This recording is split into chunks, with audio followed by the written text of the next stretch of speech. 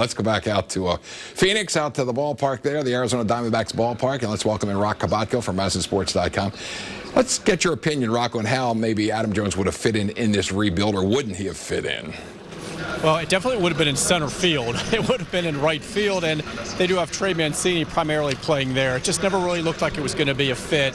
He settled for that one-year, $3 million contract.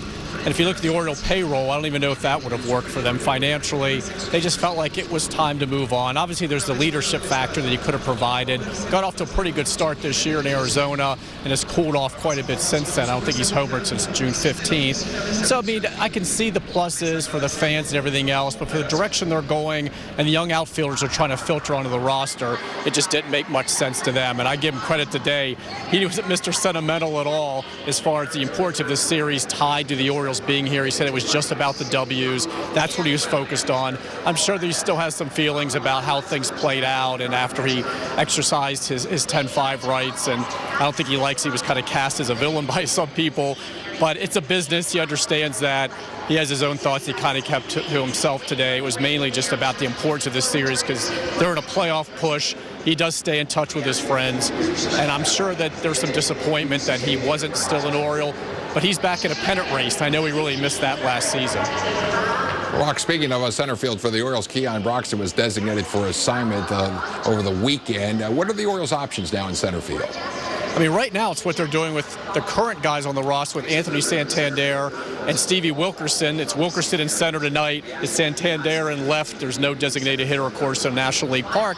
I think it's just going to be those two guys for now.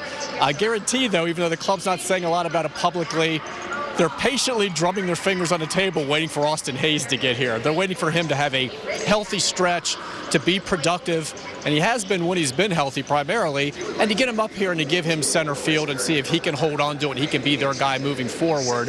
But until that time, because he did just come off the IL, he's had an assortment of injuries. There was a hamstring most recently. There was the ankle surgery. There was shoulders, been some other things with him.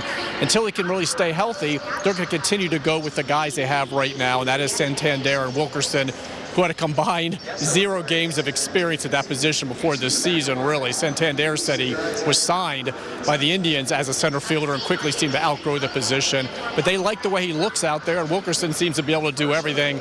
But ideally, at some point, they want Austin Hayes here to be their everyday center fielder. Now, Roch, on our Saturday show, Wall to Wall Baseball, you kept giving us updates on Adley Rutschman, and he hit a home run on Saturday. What's the latest on Adley Rutschman right now? Yeah, let's keep the hype train chugging along, Tom. Yeah, it was another debut today. This time it was his catching debut. Saturday it was just his professional debut as a designated hitter in the Gulf Coast League. Today he caught this morning, went 1 for 4, a couple runs scored, had a stolen base. This guy even steals bases. Why isn't he here right now? So otherwise the plan really hasn't changed from what I'm hearing. The idea is still that he is going to go ahead and stay in the Gulf Coast League, stay down in Florida for this week. And then this weekend, it'll be another debut. It'll be a Maryland debut in Aberdeen. Get him out of the Gulf Coast League. It looks like he will join Aberdeen this weekend as long as there are no setbacks at all. They want to catch a few more games in the Gulf Coast League, get some more at-bats, and then they'll go ahead and have him debut at Ripken Stadium, and that'll be a big deal. I'm guessing Cal Ripken Jr. may actually be there as well.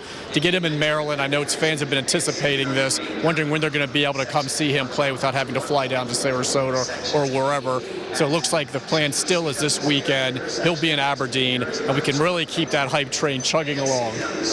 And Roch, knowing you, you will keep that hype train chugging along. Roch Kubatko out there in Arizona before the Orioles play the Arizona Diamondbacks in the first of 3. Check him out on MASNsports.com.